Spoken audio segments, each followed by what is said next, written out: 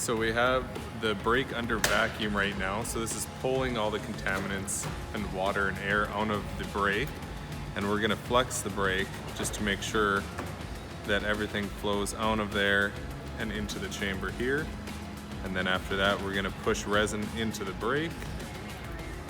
So now I'm gonna try and push some resin into the brake.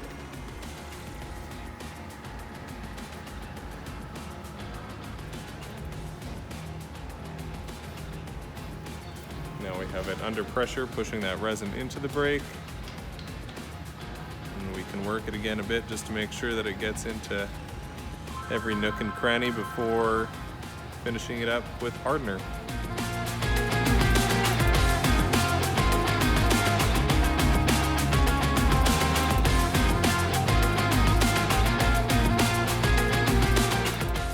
All right, so we have our kit putting pressure from the injector into the brake with the resin.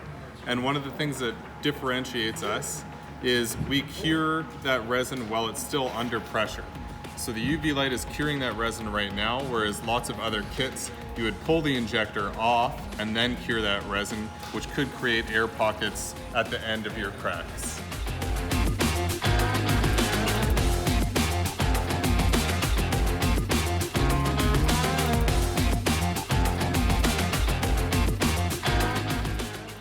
So we finished the repair now, and I just want to show you'll always be able to see the initial impact point, which is right at the tip of this probe here, but everything else around it has been filled. And basically what we're doing is we're not eliminating the look of it, but we're just making sure that it doesn't crack further from there, causing a windshield replacement.